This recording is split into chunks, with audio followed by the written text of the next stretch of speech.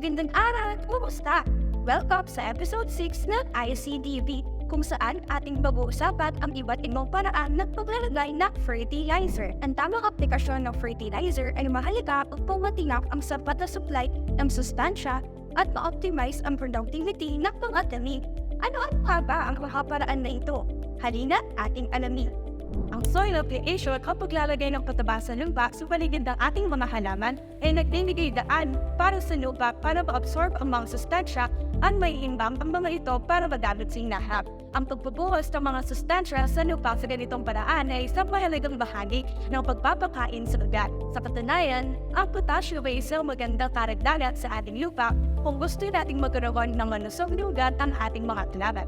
Kapag bumibili ng pataba, ang una nating desisyon ay kung tuyong pataba ba o likidong pataba ang pipiliin. Ang tuyong pataba ay karaniwang nasa anyo ng pellets, powder, crystals at madaling gamitin.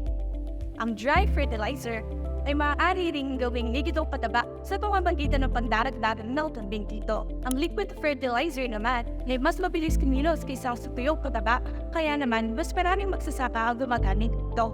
Ngunit pabala, ang liquid fertilizer ay maaaring makasira sa ating pumapananim lalo na kapag mainit o panahon. Ang ika-apat na paraan ay ang broadcasting or top dressing application. Ito ay ang paglalagay ng solid fertilizer sa ibabaw ng lupa o ng pananim sa pamamagitan ng pagsaboy gamit ang kamay o ng equipment.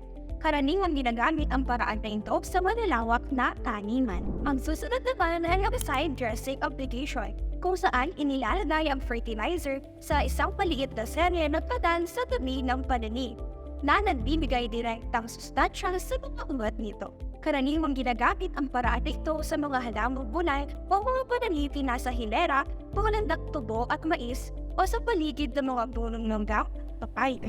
Ang ika-anim kamay ay ang foliar application. Ito ay pag-a-apply o pag-spray ng fertilizer solution sa mga dahon ng ating mga halaman.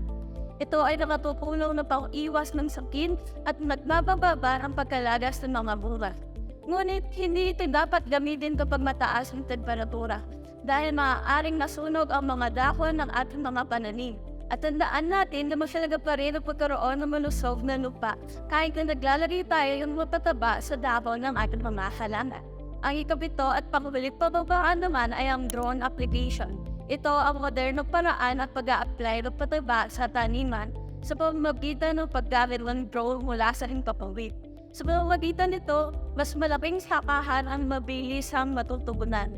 Ito rin ay namatitipid ng oras at lakas ng ating mga magsasaka at nagresulta sa mas mabilisan at masaganang ani.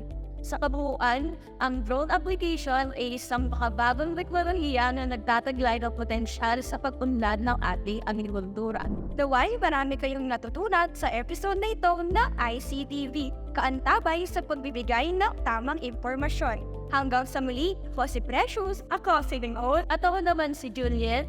Ito ang ICTV para sa mga magsasaka at maginis